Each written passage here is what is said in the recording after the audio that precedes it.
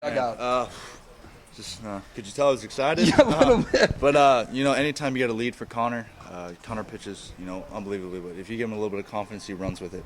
So I knew we had a runner on second base. If I could drive a guy in, it was going to be big for us and settle the nerves. Anytime you get ahead in the College World Series, especially in postseason, it really helps out the team. But fortunate enough to run into that ball, and the wind took it a little bit, but I got it pretty well, and I saw the outfielder turn his back, so I was looking.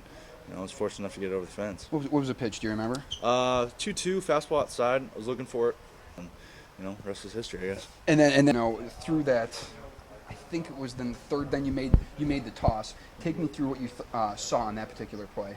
When the throw out of Matthews. I was really surprised that Matthews went. I had a good beat on it, and the ball was hit pretty hard. So you rounded second base and thought I had a shot at him. And anytime you throw it close to Seth's got a huge hands, big gloves. So I just want to get it close to Seth, and he made a really good tag. So big momentum shift. You could hear the collective, drone and shrugging shoulders from the fans and things like that. I think we were outnumbered again tonight.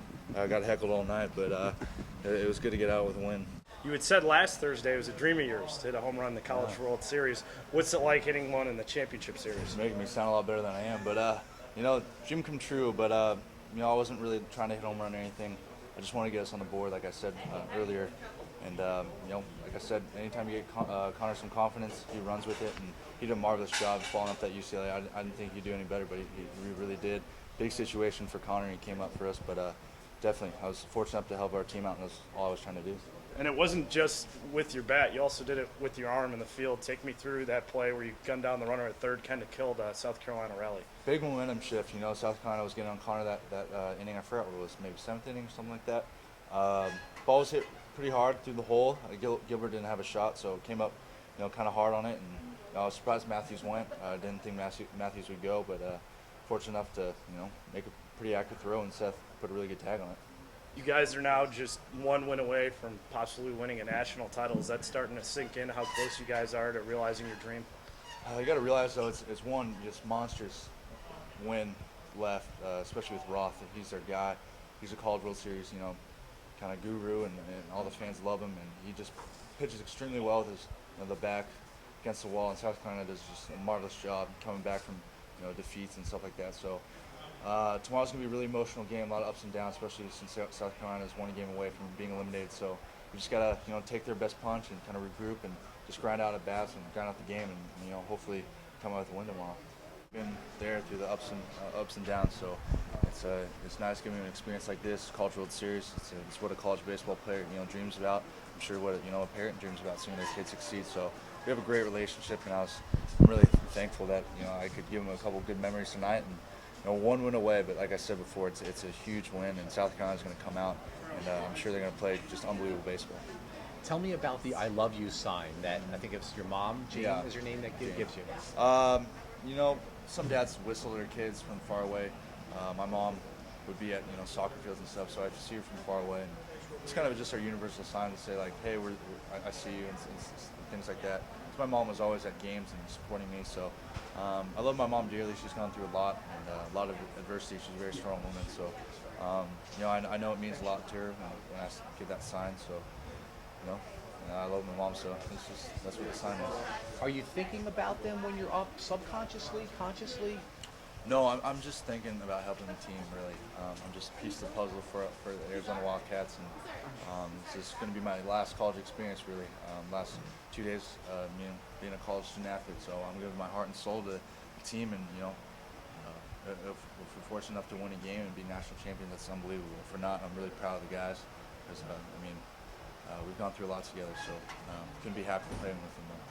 A lot of players in a macho sports environment may not be comfortable saying "I love my mom dearly," but you are. Why? Just being comfortable who I am. I think we have a unique story, and people gravitate towards it.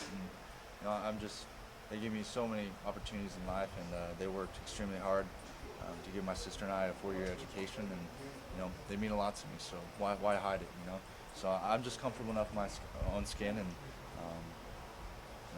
that's it. You're showing all your tools out there. You had the throw, you had a nice catch, you were running the bases. It's hit for power, hit for average.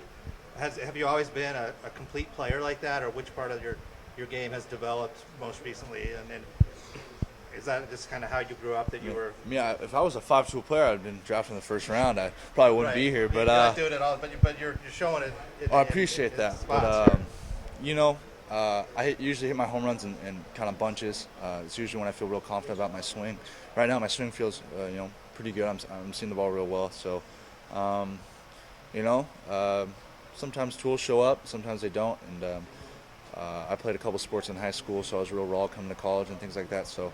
That was the other quick question for you. Your soccer background. It looks like there's parts of it that show in your baseball team. How does that transfer? I'm watching the Euro Cup, and those guys are just unbelievable athletes. I don't think I could really, hold a candle to them. But cover ground and run the bases. No, I think it's Coach Lopez really drilling in our head that we need to play hard and play fast. And I look to my right and see Johnny and Joey over there, and they're always showing me up, run down balls and things like that. So.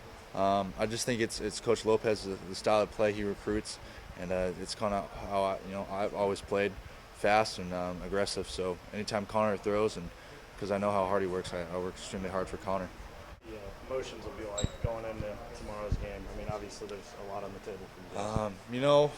Emotions you can deal with them after the game, but with baseball, it's such a high and low sport. You can't really. It's kind of a boring sport emotionally during the game.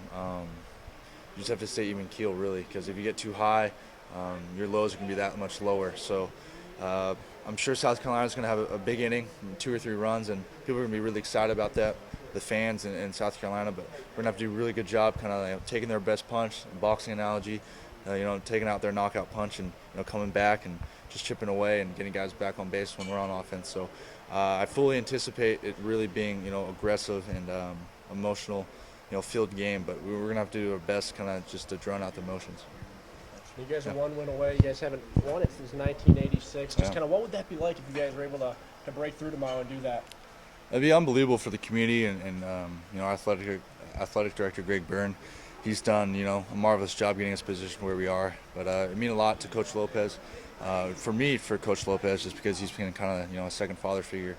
But the fans have been very supportive, so giving something back to the city of Tucson would mean a lot. Coming into this year, did you guys think that at some point you'd be 1 game away from winning CWS? That's what you imagine when you're doing the 6 o'clock weights and running. When it's 50, 60 degrees out, it's really, really cold. 50, 60 doesn't sound that cold in Tucson, but it really is. Fully anticipated doing really well. College World Series was our goal.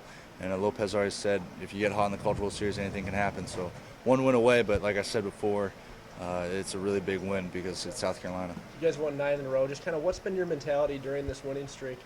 Alex Mejia is, kind of our heart and soul. He's our captain, so he's done a really good job, kind of settling the emotions down and understanding that, even though it's, a national championship series, you have to do a good job understanding it's just baseball and it's nothing we haven't, experienced baseball-wise. Emotionally, setting and things, that's a different story. But baseball-wise, it's the same thing.